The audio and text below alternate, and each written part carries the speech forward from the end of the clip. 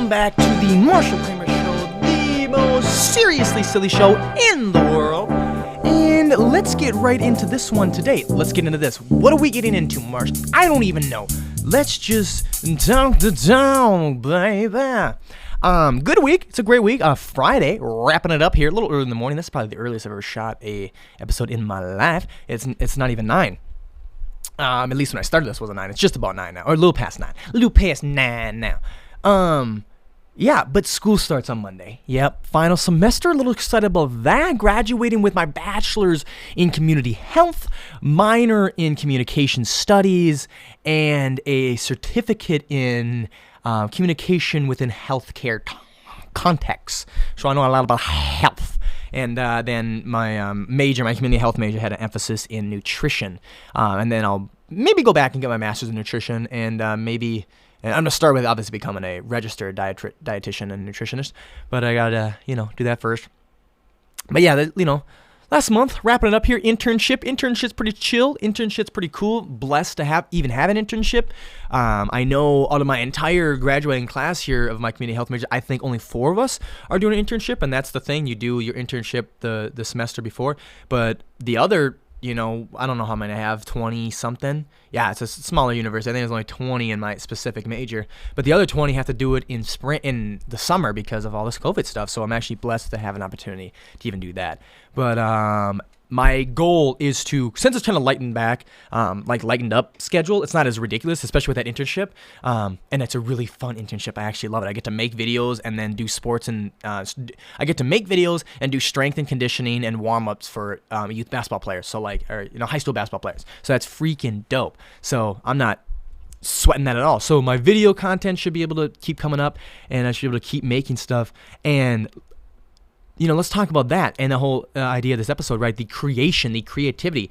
Yeah, it's going to stay up because unless I am super busy with my internship, plus super busy with my final semester of school, there will be videos created. That's all I'm going to do. Unless I'm busy with work or studying, it will be videos for the rest of my life. Why? Because if I'm not sitting here at this desk or out making videos with my friends or wherever, just making videos, being creative, for me, that's my subjective route, right? Some people rap, some people do other things, X, Y, Z. I like to make videos in whatever sort. If I'm not doing that, I'm right over there in my bed. I probably have a fucking butt crease from it because of how long I've sat there in my life. But I'll sit there. I will partake in vices. I like sugar, food. I like Netflix. Not that much anymore now The Office is gone. So that's kind of shitty, but I like that, and I like, I like booze, like marijuana.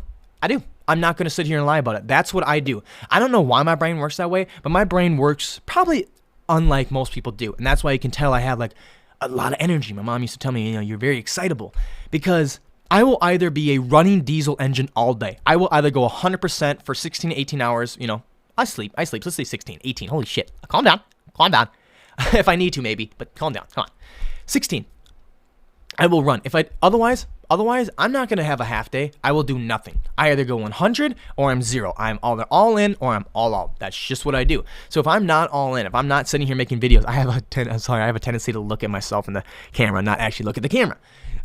It's not a big deal. But I have a tendency to just be a 0 then and just sit around, lazy, be on my ass, and just survive, right?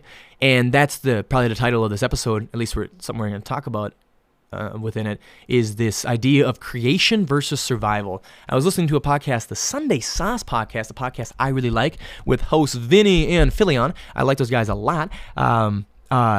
And one of their guests they had on was talking about that. He's in college. He was taking a philosophy class, and he's like, "Have you guys heard of this theory that the 2 reasons why we live? Why do humans live? And there's 2 ways you can live. There's either the basic survival. You can literally just wake up, support yourself, whatever that means. Right back in the day was getting up and killing food, and maybe that does mean for some people, but it basically in now modern society it means financially, right? You gotta." Which pays for all your physiological needs. Your financials will pay for your food, water, shelter, right? So you need to be able to get up, support yourself, do that, get your basic physiological needs each day, food, water, shelter, and you're pretty much good.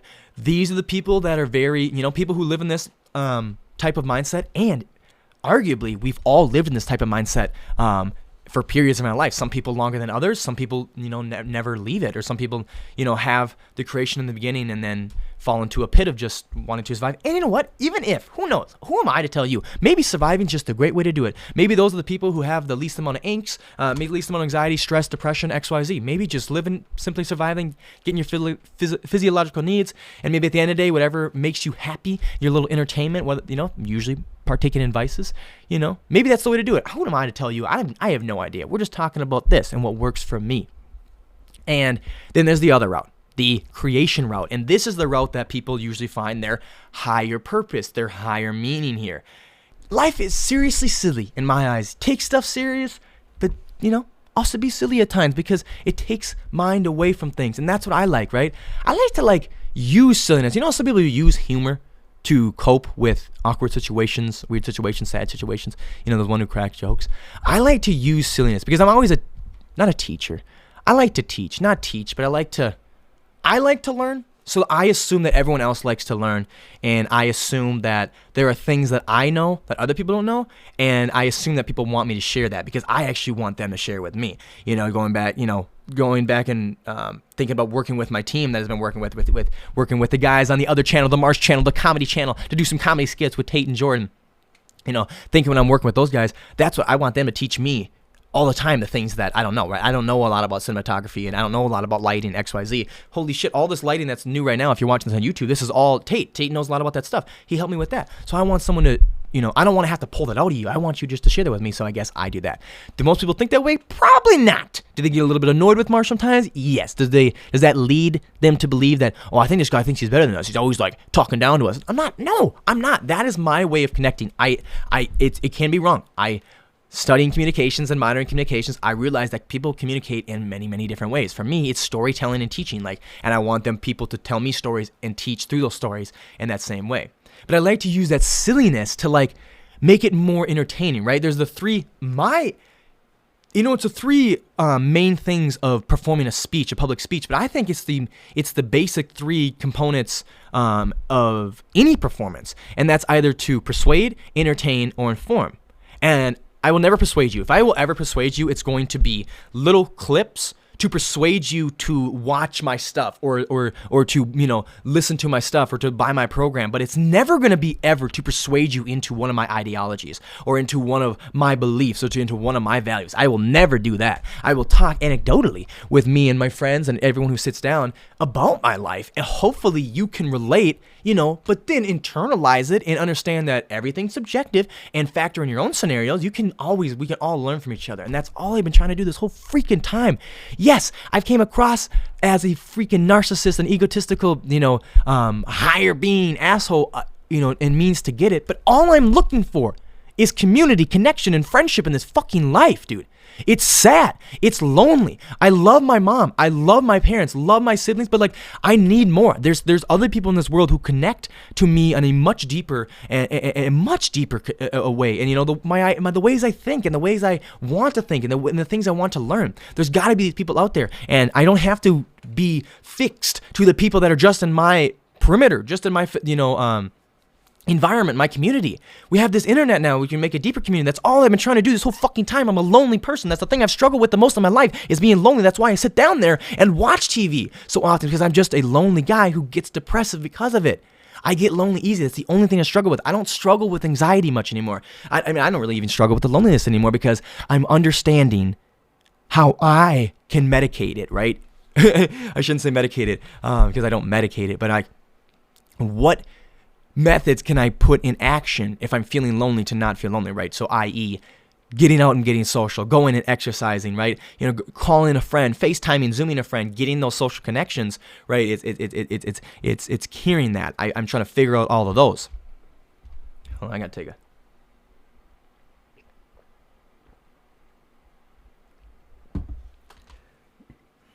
That's literally why I started this thing in the first place. I think it first started with depression because depression was such a thing that I just had. And it wasn't depression, right? It wasn't chemically depression. It was, I just get so lonely so easy. And, my biggest one, right, was there's two. Biggest ones were in San Diego. I was 2,500 miles from my family and everyone that I knew, right? So obviously you can get lonely easily like that. Freshman in college. And the other one was when I come back because, bad things. I just was spiraling for a year, and it just kept going and kept going and kept going. But it always stems to my root cause, and that's what I'm trying to get. I hope all of you learn is whatever your root is, because I always get the coffee burps, man. Coffee burps. This podcast is brought to you by Tea Burps. Yeah, I don't have coffee, but this is the analogy I would talk about a lot. And Logan Boyer, the guest I had on last, I hope you really enjoyed him. I love that guy. We'll have him on more. We might even start our own podcast. We'll see. We'll see what happens. But he told me this different analogy that kind of related to, but let's think about this one first. A tree, right?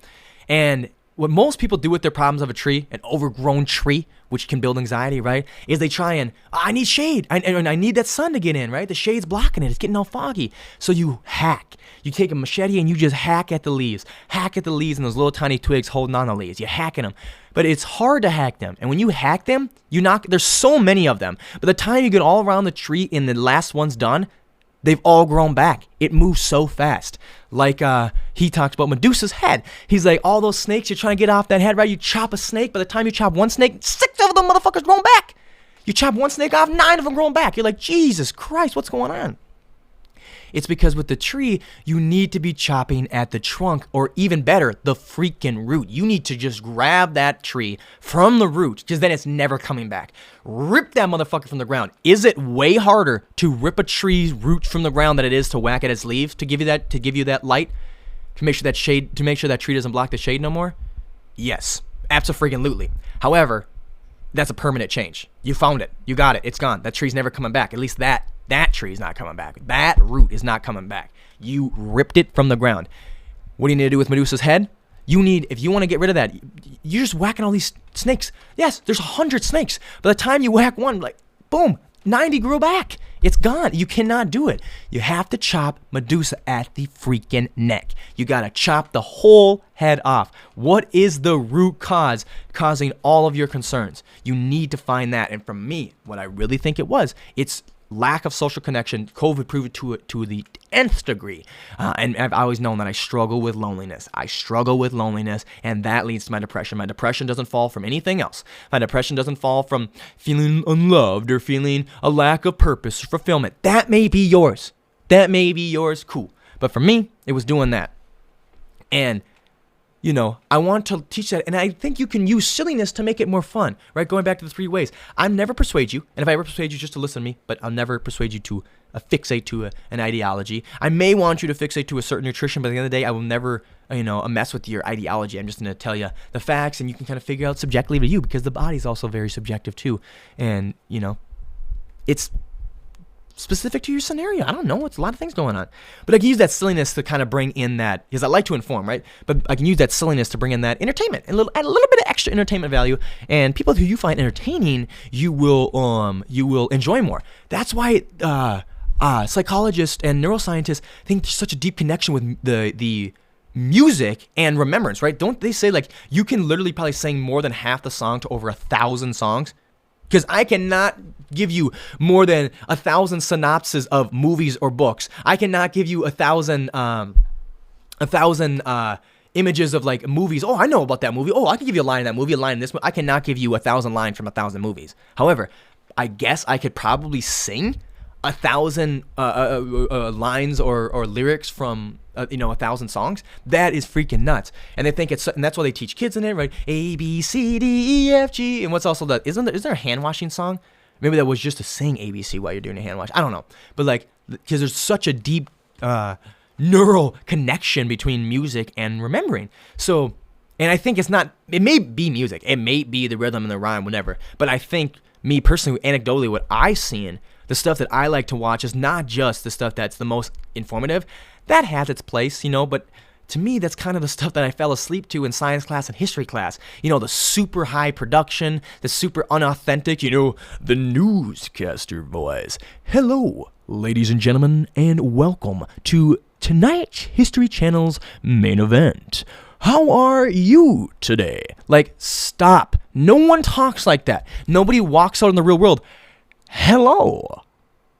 Merry Christmas. And you too. This is Marshal Kramer. Good evening. Like, nobody does something like that. I hate that inauthentic stuff. So sometimes the stuff that I really like to watch, like Crash Course. I thought Crash Course, those guys, I like that quirkiness. I like it. They're very smart, right? And that quirkiness is just their own individual thing. And to me, that made it really, really entertaining. And then all the fun little, After Effect, guys and stuff, all the pop-up little things. They're very cartoony. They're very animated. I love that. That makes it more entertaining. It makes it more fun for me to learn.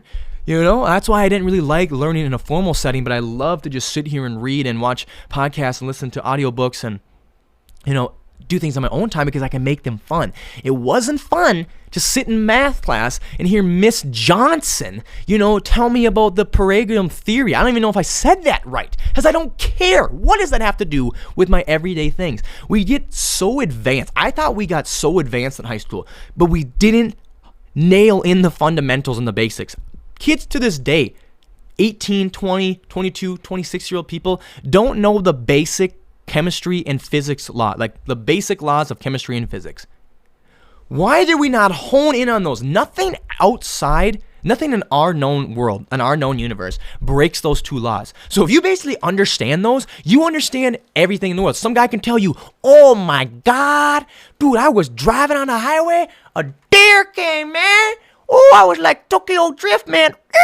Cranked that motherfucking e-brake, drifted around. Oh, dude, guess what I was in? A Suburban, man. I drifted right around that motherfucking deer, man. Right around it. And you can go, bullshit, John. Bullshit, because that breaks the basic laws of physics. I was told that story once. If people from my hometown are listening to this, they know exactly who I'm talking about. Man, I drifted right around that deer in my Suburban. I was in my Suburban and this guy literally acted like he was motherfreaking Steve McQueen. He literally was telling us he was on the icy roads on the highway on the right side. Deer jumps to the right side. He's right in front of his headlights. He slams on the e-brake, does a 360 drift, basically, 180 as he's in the second lane. The deer basically spins with him, kind of like a tango dance, goes behind, runs off the left side. He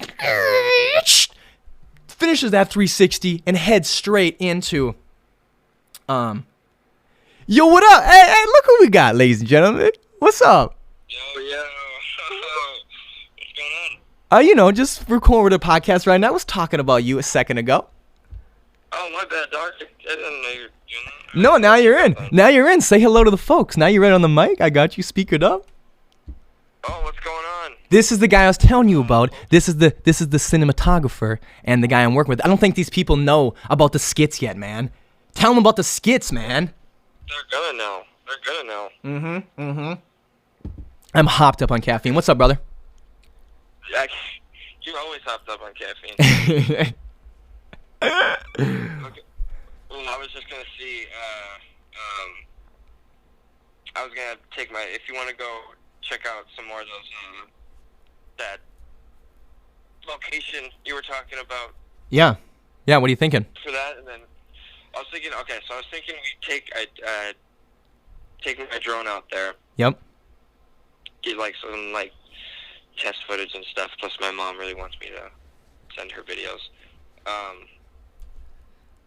Take my drone out there. We'll get a location down, and then there's something I wanted to do with it where I don't know what it's called, but it's like doing a really, really, really rough draft of it. Like, we can do it literally inside your house. We just do all the same shots. Okay. And then we, it's obviously not going to look nearly as good. And then we put it together and we edit it together. That way we know what we want it to look like. Okay. And we'll already know how we want it to go. Excuse me. I'll already know how I want it to be edited. Yeah. If we do that, yeah. So it'll make it 100 times easier to film. Dude, that's hilarious you were saying that, because I was literally just watching the Martin and Gina music video by Polo G, and right as the song ended, they were like showing behind the scenes, whatever, and I was seeing like two of these director guys talking to each other, and they had these thick-ass papers with printed out PDFs, like page after page after page, but I could tell it was like their whole script, and they had like the exact images of the room, like, we want this angle here, this angle here, this angle here. Yeah, I'm like, damn. Storyboarding. Yep. Yeah, I was storyboarding. I was like, damn, that's got to make the whole production thing a lot easier. Yeah. I tried doing that, but I am not an artist. I have some of the shots down. I literally just do stick figures of what I want it to look like. But yeah, I'm just about to crawl off bed. It'll take me. You sound like it. You sound like it. Jesus. morning voice. Yeah. Okay, so what time you thinking then? So yeah, I'll get out of bed and shower real quick. Grab something to eat. And I'll head out. 27. I would say I'm gonna try to head out by maybe like 10:30, 10:45-ish. Okay. Where do you want to meet? So I'll just meet at your house. Oh, okay. That sounds good. Yeah, because you know how to get there, and Yep. I don't. Okay, and then I know Jordan. I was talking to Jordan last night. I know he might want to come too. Okay. Yeah. Whatever's whatever. Yeah, right. I'll let you know. I'll let you get back to it. Okay, man. See you in a little bit then. Yeah, see ya. Peace. So that's the shit I'm talking about. People like that, okay? This creative survival, this motherfucker is one of the people I'm talking about that are helping me with this creation thing, man. There's only anecdotes. I don't like anecdotes from nutrition because that's something I know about, so I like to add the science, but I also respect science. However, I also think there's a place for anecdotes. And you know what? Even coming from a place of science in nutrition, right, an understanding of, biological composition and how your body works on a, biological way with the food, I still have a respect for anecdotes. I do, because without anecdotes, how are you going to know what works? Right? If you prescribe somebody a diet based off their genome, based off their evolutionary development, where did their ancestors come from, right? You gave them the perfect diet for themselves, but you think that is based on science, right? But it doesn't work. How do you not know? You would say, well, that's part of the scientific process. That's called feedback. Shut the fuck up. You know what that's called is you being a jackass. There is a place. You don't have to know everything about everything in order to talk about something, okay? You can, and just state that. All you got to say to me is preface that, state that, and then don't act like you're a know-it-all in a certain subject if you don't know that. So when I love psychology, I love philosophy, but having respect for academia, the little bit of respect I do have for it, I hope people in the nutrition, when it comes to nutrition, the average person respects my credentials with it, and I will also respect, as the average person when it comes to philosophy and psychology, I will respect the other people who have credentials for that. That's why I always will try and talk about, I heard this from this guy, this and this guy, and there'll be guys who have the real credentials. And I'll say, here's my anecdote to this. What do you guys think? What is it subjectively to you? And then what I'm all getting at is, anecdotally, with that theory of survival versus creativity, for me, it's 100% on a creative level. If I'm gonna go through the mindset and have the mindset, and every day I'm gonna go through it as with a creative lens, going 100% all day long. Juice, like he just said, because he's known me as long as we've kind of met recently. He's known me as long as I've been a creator. So he's like, you're always hopped up on caffeine. Nope, I hardly ever have caffeine, but I'm just hopped up on, you could say a cliche, it's life. I'm hopped up on life, but I'm just so motivated at what I'm doing because I love doing this. It's the only thing I want to do. And if this gets taken away from me, again, it doesn't have to be about anything specific. I can be making videos for other people. Like I said with my this internship I have going on right now. I don't know if I've told you that, but I make videos for them, and it's so fun. I get to make videos of, high school basketball players doing their practices. It's super cool. I love doing that. Sometimes it's myself with this guy making comedy skits, and sometimes it's doing the podcast. I got to be doing that because anecdotally for myself, going back to that theory, if I'm going to do the survival route, I'm going to go through each day with a pure survival lens. I will do the bare minimum. The bare minimum. And right now, talking about survival, and survival is basically filling your basic physiological needs, which are, food, water, shelter. Food, water, shelter. That's pretty easy. I mean, I shouldn't say that. That's kind of being irreverent to other people's Just not everyone has it easy. For me, I'm a blessed individual. I'm a blessed guy. Spoiled is a word yes. I have a great, tremendous family, a family that works really hard, a family that really cares for me. And yes, I get to milk the shit out of that privilege sometimes, man. And it's amazing. So for me to survive, I don't need to do jack shit most days, right? I know the exact amount of hours I need to work, and I do DoorDash. I make $20 an hour, which ain't bad. Write off all the taxes, which ain't bad for a college student. And I know exactly how many hours a week I need to work in order to pay for, my gas, in order to pay for my fun, in order to pay for my groceries, out to eat, shit like that. Because, I get rent paid for and then like health insurance. But otherwise, outside of that, especially when I graduate college, everything else is going to be me. But still, rent is huge. If I get to live here, like, rent is huge. And I like the place I live at. My parents are not, they're not invading, right? And, they know I'm almost 22 years old, and I respect them, and they respect me. So I'm very honest about things. I don't hide things because I'm not a fucking little kid. So yeah, I feel pity on the people who are like, oh my god. Like, I was hearing people at the gym a month ago, I'm like, oh my god, I don't know how I'm gonna be able to stay home. Oh, I hate Karen. Oh, and Bob, they make me so mad. And I'm like, that must suck, because I've been there before. I'm not saying it must suck. I know it sucks because I've been there before. And dude, you just gotta, I hope you can figure it out. Actually, you can figure it out, because the two beachiest moms that I had with my friends, the two beachiest moms that I did not let to go to, they're actually two of my closest friends, and their moms are wonderful people, and they both are now really close to their moms, and they both live at home, because it's misunderstanding. Your mom's probably a beesh to you, or you think she's a beesh, because it's a misunderstanding. You may every night, I should say this, I don't want to be irreverent here, because everyone's situation is different, but yes, there are moms in this world who fucking hate their kids. I hope it's less than 0.1%, but there are those moms in this world. And if that's your mom, I'm so sorry, because most moms, it's not. So if you think your mom's a beesh, it's just because you have a misunderstanding. And I thought my mom was a beesh for a little bit in high school, but it was misunderstanding. I was the real beesh. I was a dick. That's what I was. And then because I was a dick, and she responded in a way that would be, I would respond to a dick that way too. I'm like, oh, is that the bish? Not even knowing that I'm the dick who started it in the first place. So I feel bad for people like that. But, I got privilege. I'm not gonna say white privilege. Again, it's a seriously silly show. We don't talk about that stuff. Nah, not talking about that. But I have financial social privilege. That's for damn sure. And, I get to milk it. And I do. I'm not going to sit here and be like, oh, look at me, man. I'm a struggling artist. I ain't struggling whatsoever. Do I pay for all my own stuff? Yes. Is this my father's camera, though? Yes. Was it only $200? Yes. And did I just buy a $3,000 one for myself? Yes. I told you, we're stepping it up. Did I have to do a lot of DoorDash in order to pay for that thing? Going to upgrade the computer. Did I have to do a lot of DoorDash in order to pay for that thing? Oh my God, yes. Oh my God, yes. A lot. So they won't do that, but basic survival needs, they'll cover them for me. I think maybe they feel a sense of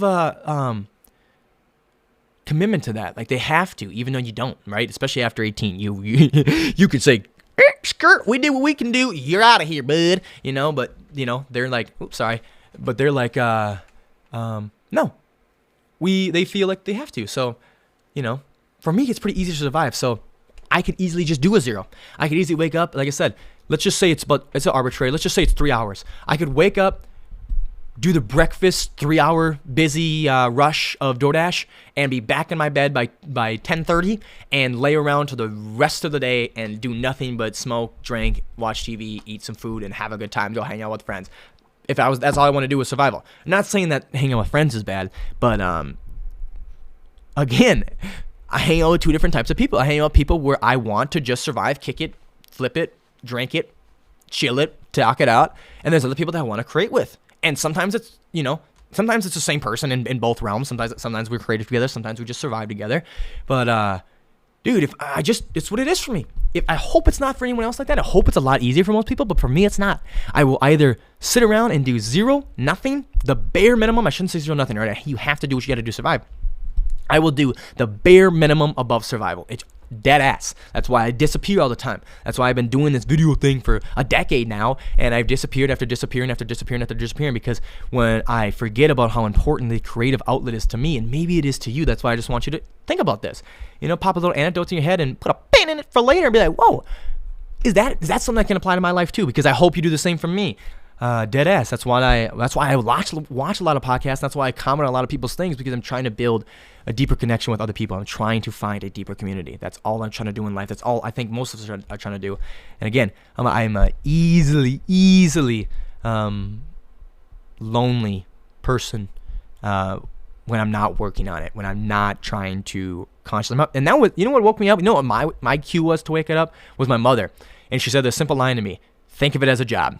Whenever I talk about things about like, oh, I want a girlfriend, or I want this, or, I want deeper friendships, or I want to not be lonely, my mom says, you have to think about it as a job until it's not a job. And that's, I talk about all the time with like nutrition. Like, if you really want to get your nutrition to a real solid subjective level, you're going to have to try it as a job. It's going to be a job. It's going to be taxing, long, and hard for a long time until it's no longer a job. And I can't tell you, no one can tell you when the job's going to stop, when it's going to start to become so habitual and so easy. They say 21 days, 60 days, 90 days. We don't know. You don't know. Everyone's different.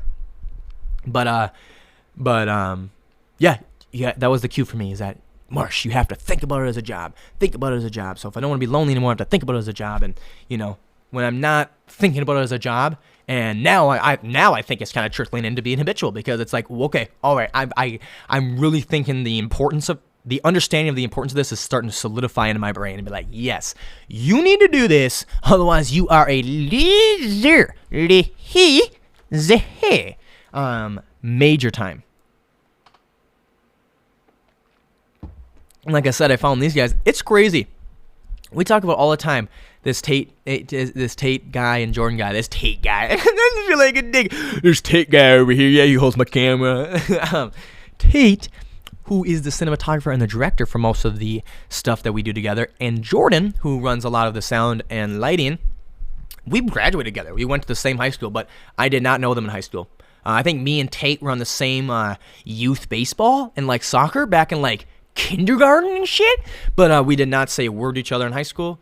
We had varying differing opinions of each other, and not flattering ones. Basically, he thought I was a jock, stuck-up, egotistic asshole, and I thought he was a nerd, because that's what I thought everyone was, a nerd, turd, lurd, bird. And we both couldn't have been. He was actually dead on. I couldn't have been further from the truth. He's an amazing human being, and I love him to death. And we basically just met these last few months, right at the time I was starting to understand. It was kind of towards the middle of my break from content creating. And I'm glad I didn't tell nobody, because that's what I hate. People are like, oh, going offline. Hey, everybody, going offline, taking a break. So, don't text me, or actually, you can text me, but who's ever got my number, that's only you. Only the reals know.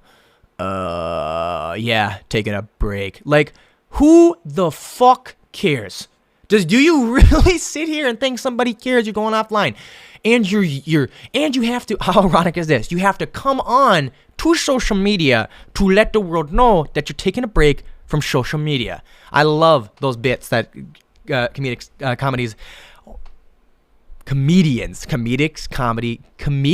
are doing. I've heard a few of them. I think it's hilarious. Like, the irony in that. And I'm glad I didn't do that. I didn't even make an episode about it. I just went offline, because who the hell cares? Who the hell cares? Who has that big of an, unless you have a Joe Rogan type following, you don't owe people anybody, and no one really loves you enough to truly care that you disappeared. And just make sure, when you come back better. That was my thing too, is always to come back better. Always make sure I have better production, better ideas, better, performance, better authenticity, all of that. I thought that's the only thing that I really owe, is when I do come back, is I come back better. And I'm glad I didn't say anything about that. I hate that shit. Yeah, but creation versus vibe, what do you think? Deadass. And stop just sitting down, watching this on YouTube, okay? Or listening to this in your head. Marshal Kramer, I'm going to spell this out for y'all. MARSHAL. On all my social medias, all of my YouTubes, Marshal's my other channel. Comment something. DM me. You don't even have to follow me. Don't follow me. DM me. That won't give me traction. If you don't want to give me the traction, I don't want to do that. Oh, he just like for vibes. No, I'm trying to meet you. Okay? I'm trying to meet you, and you get me now at a time when I could really use it. Okay? I like to meet people. I like to talk to people who are similar interests in me. There was a huge spike in it in the beginning of the Happy Campers, but then it was a huge drop, but I thought the drop actually correlated with my own performance and my inauthenticity, right? Because the moment that started happening, I saw the numbers drop, which, worried me more, which again, now I don't give two flying fucks about. I really don't care. I just got distracted on that fuck. Dude, there's this new Netflix thing called, but it's with Nick Cage, but it's like called What the Fuck, whatever. It's like a whole documentary about the word fuck. I love it, because if you don't like that word, get the fuck off this podcast. I'm telling you right now, I say it a lot, and I say it with emphasis, and I say it, I use it. It's going to be a part of the modern language, okay? An affiliate of today's show is Get Upside. Get Upside, guys. This is a dope app. If you do not have Get Upside, you must be getting Get Upside. If you got your own car, you got your own vehicle, you can be doing driving anyway, you might as well save a shit ton on gas. That's what this app is. Basically, they have discounted gas per gallon. I get anywhere from anywhere from usually 15 all the way up to like 22 to 27 cents per gallon off with the Get Upside app. Super, super dope. Affiliate of today's show, Marshal 8455 is the invitation code if you'd like to do that. Get Upside, super easy app to use. They also have restaurants and getting into the grocery industry. I see right here, literally, the Caesars down the street right now has got a 43% cash back deal on all of their food up to $10. Ridiculous ones. If you live in the city, here's Burger King, 39%. If you live in the city and you don't got Get Upside, what is going on with you, man? What are you doing? Yeah, so use my referral code. My referral code, what is it going to get for you? It's going to get you 15 cents back for your first order. Yeah, so referral code Marshal8455. You use that code, you're going to get 15 cents back on your first gallon. I don't know if they have anything right now for the restaurants, but seriously, super easy app to use. And it's not a scam, not anything real. Why do they make money? Basically, they make money off getting us there, right? I wasn't going to use most of these restaurants on that day. I wasn't going to use that gas station at that day. However, if they got a good deal, I'm going to go over to BP. Oh, I want to go over to Holiday. I want to go to Speedway, right? If they've got the best deal, that's where I'm going, even though I'm not a usual customer. And here in Minnesota, if you don't have a deal, I'm going to Quick Trip. God damn it, man, I'm going Quick Trip, all right? But these deals got way better deals than Quick Trip does, or XYZ. And the best thing is you don't have to be a member of any sort of gas station chain to always get the best deals. You can hot pop, poop, boop, boop, from gas station to gas station. I've literally had it for about 5 months here, and I've already got an earning of $45.97, which is super cool. And this thing is, the app is so easy to use. You just scroll down here, right? You pick what you want. If you want a super credit card, or you want some sort of credit cards, they got Google Play, they got AMC Theaters, Target, Panera, Domino's, Amazon. Who doesn't? Amazon, that's all you need. Amazon, that's all you need. Starbucks, XYZ, but they also have PayPal, mail and check, and also straight to your bank, which I'm going to do. I'm going to do it once a year at the end of the year, even though I've already passed the end of the year, so I'll do it at the end of 2021 here. I will collect it, probably have an extra $150 at the end of December next year shot in my bank. An extra $150, you know what I'm doing. We're going to go out and have a good time. Get Upside. Why have you not gotten the Get Upside? Get Upside promo code Marshal, MARSHAL 8455 for 15 cents off per gallon on your first use. Great. It's kind of cool, man. It's kind of cool where it comes from. There was this theory where it comes from, FUCK, right? Is fornicating under consent of the king. That's what they think it comes from, and you'd have to back in the medieval times if you wanted to fornicate with an individual, because it had to be under matrimony and whatnot. I don't remember exactly. I just watched quick and I was high as shit. But they were like, fornicating under consent of the king. So you had to go to the king and, King, the Royal Highness made me and my bride fuck, and he would either say yea or nay, and that would be the end of that. And if you were not too asked to fuck. If you did not get permission to fuck, right, then bad things happen.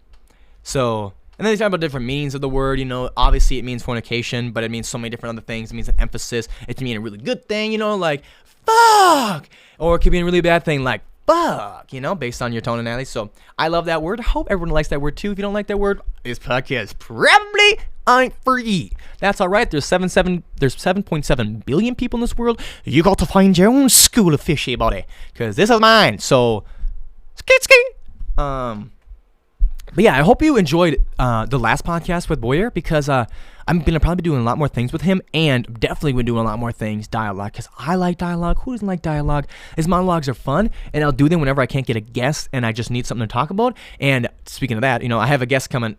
You just heard on the phone, right? I have everybody coming over tonight, so I'm going to get that. But I had three sessions booked this week, and then 2 of them forgot that they had vacations, and it was kind of spontaneous, you know, because of cheap flights and everything. But they had vacations. One went down to Florida, one out to Wyoming to snowmobile, and so that was like, shoot. But then these guys are coming at the end of the week here, or today, which is the end of the week, and we're going to be doing that because you know, dialogue. Marshal Kramer Show, the world's most seriously silly show, because that's what life is. Life is nothing more than a seriously silly show. That's what it is. You write your own book, and it's going to be seriously silly. I use silliness to cope with the seriousness, and I use seriousness to make the silliness more fun, right? If that makes any fucking sense. What's the show about? Comedy, sometimes nutrition, not really nutrition. Marsh is one of my YouTube channel, comedy channel, skits, everything about comedy. I want to be a historian of comedy one day, man. I love comedy. Going back to silliness, I think comedy can help with everything. I really can. I think laughter. We all like to laugh. It's very subjective, right? Everyone has their own subjective sense of comedy. What's the thing they say? What's the thing? You got a good sense of humor. So everyone has their own subjective sense of humor. However, you know, there's a lot of crossover, and it helps us talk about taboo topics, and that's what I like to do. I like to break down the seriousness of life with silliness, with comedy. So the Marsh channel, all about that. I want to have interviews with comedians, you know, local comedians, work my way up, you know, get more and more. Just kind of talk to people who like to have fun, silly freaking folks. I just love those folks. My best friends have always been the serious fuckers. Dude, literally, Dawson Pittman, he's going to be on here this week. He's the guy who went out to Wyoming. He'll be on here next week. That guy's silly. I love him. He uses seriousness. He uses silliness to, you know, cope with the seriousness of life. In a healthy way, you know?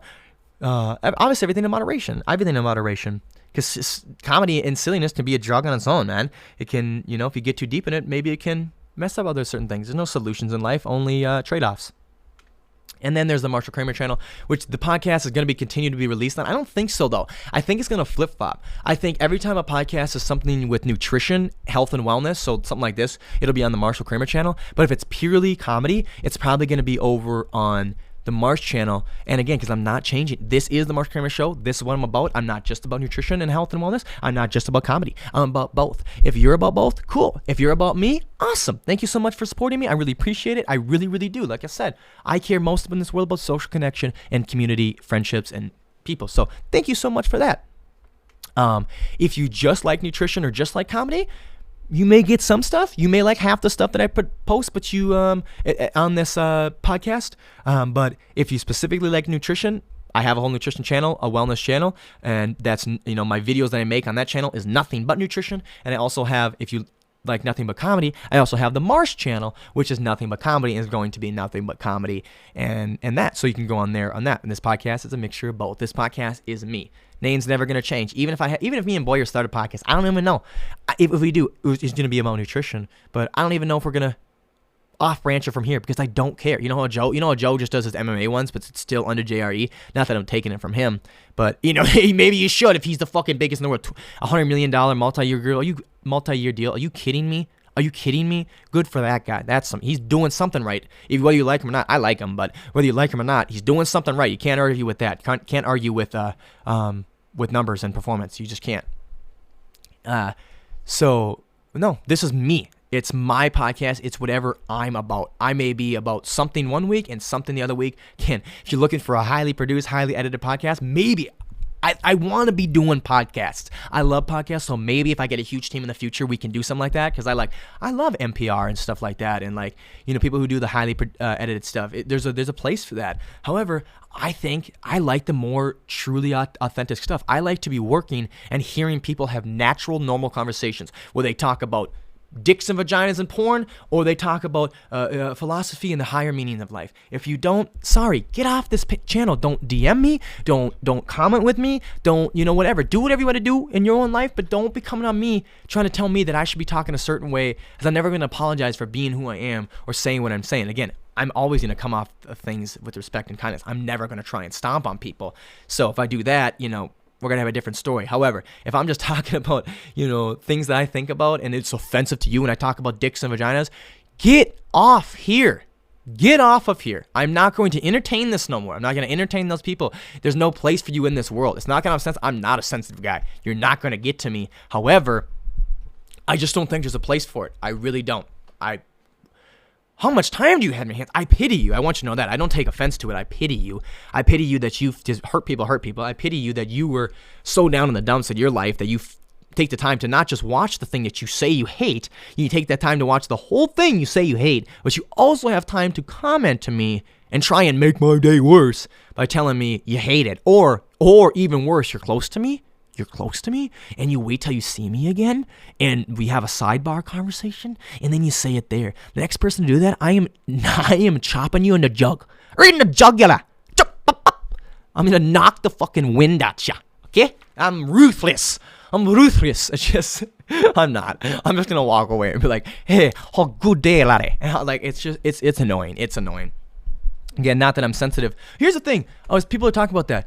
What do you define sensitive as? If you define sensitive as the sole sense and reception that somebody is doing something that the average person would think is offensive, and take, you know, take offense to it and take personal, therefore making them sensitive, or are we using the definition of sensitivity as what we think it is, and that's attaching, you know, to whatever somebody says, it's attaching that sensitivity to it, being the sensitive person, being like, oh, I'm taking that personal. It's like, well, I didn't mean it to be personal. That's not personal at all. Well, I'm taking it personal. To me, that's a sensitive person, and I'm not that. However, I do know, I like communications. I know exactly when someone's being sarcastic with me. I know exactly when someone's being condescending with me. I know exactly when someone's being, you know, when they're lying, they're trying to, you know, I know when they're trying to pull on my strengths. I'm not stupid, and I will walk away because I don't want to do that. I understand when energies shift and you're like, you know, I'm coming at nice. I'm a nice guy. I'm a very nice guy, sometimes to a fault, a little bit of a pussy and a wussy, sure. But I'm a nice guy, so I don't like confrontation. And if you do that type of shit, I'm just going to solely walk away, man, because I know there's something, you know, in your head that has nothing to do with me, and I'm just not going to entertain it no more. I just don't have time. I'm no longer super obsessed with budgeting my time and making sure I have the most efficient time. I'm just making sure all of my time, or most of the time that I can, you know, give priority to it, is to live life. That's the thing. Time is the most precious commodity you never get back, but I want to make sure it's towards living and being creative, not just surviving, you know? So I'm no longer going to waste those stupid survival things and, oh, I want to make sure this person likes me, or this person likes me, oh my God, why don't they like me? I don't care.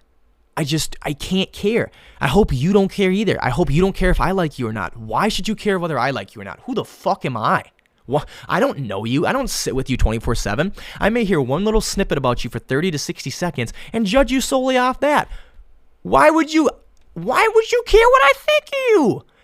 Granted, I'm not going to be the person who's ever going to comment on you, or, you know, hopefully I'm not going to be the one to talk about you. Do we all talk about people? Yes. And the only time I talk about somebody is when I'm feeling bad. The only time I bring somebody else's, you know, name into my mouth in a negative light is when I'm feeling negative of myself. I'm feeling envious and jealous of them, and therefore I talk about them. It makes me feel better. It makes me feel good.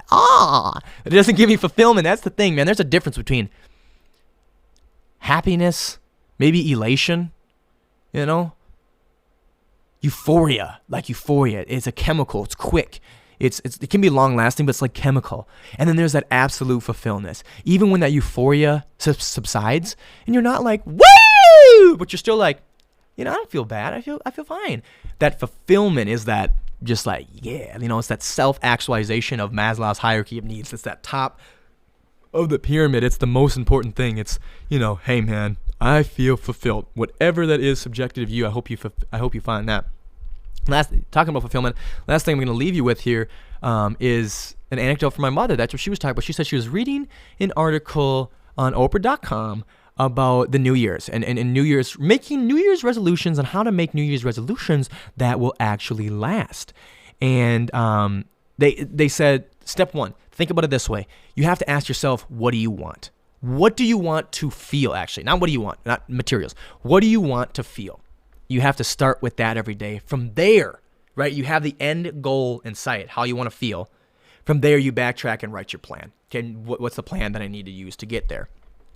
And she's like, what do I want to feel? She's like, I want to feel fulfillment. And so now my mother says beautifully, she wakes up every morning, your morning check-ins. You got to check in with yourself just as you start your car up and warm your car up. Cold Minnesotans know that, right? You got to let your car warm up. Just as you had your car warm up, you got to warm up your brain. You got to warm up your willpower. Got to warm up your machine. And I think the best thing of that is like morning reflection, whatever that looks to you. Some people's meditation, some people's working out, some people it's yoga, whatever it is, man, cool. Do your thing. But she wakes up, asks herself every morning, she already knows she wants to be fulfilled. So now she goes, how can I be fulfilled today? Right? And then, she still should ask herself every morning, what does she want? Because, she may reach that fulfillment, that fulfillment that right now she has to treat as a job, but maybe eventually it will trickle into a habitual nature, right? Then there's got to be something new maybe she wants. Maybe not. Maybe she wants fulfillment the rest of the day, all of her life.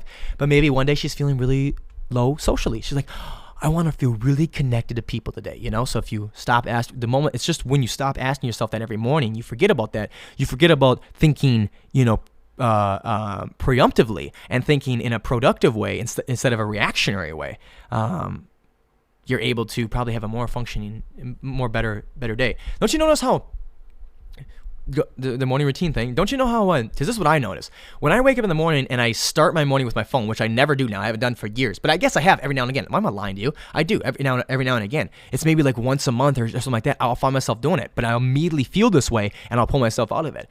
When I do that, which I did my entire life, the years before this, I feel very reactive. Every thought that I have is I feel it was a thought that was implanted in my brain. It was, because I wake up, open Instagram, and I see somebody's beautiful night they had last night. And I start right away. The first thought of my morning is, why did I not do that? Why would I not like them? Why do they have more friends than me? Why are they better than me? And then throughout the next 10, 15, maybe even carry through the rest of my day, I'm like thinking about them, or someone in their situation and why I'm not in their situation, right? The grass is greener thing. It triggers me to the grass is greener. However, if I wake up every morning, and it's myself for at least 10 to 15 minutes, drink my tea, pet my dogs, whatever I got to do. That's my thing right now is pet my little Bubba, put Bubba on my lap, sip my tea. Oh, and I just cuddle with little Bubba. And I think about myself. That puts me in a productive mindset. I feel in control of all my thoughts. I don't fall victim to the bullshit. I don't fall victim to the little drama, snarps, snickets, XYZ. It's me. And it's when I stop that, right, that I fall back into that reactionary way of living. And I don't want to do it. I don't want to react to everything all the time. I want to be able to be in front of it, right? Be able to control, know that something's about to happen and the reaction is going to cause, but I'm so ahead of it that I know I'm able to control that reaction. And that's really it. The Marshal Kramer Show, the most seriously silly show in the world. Hope you guys enjoyed today. Next episode is going to be a dialogue with my buddies. It's going to be fun. Going to be a little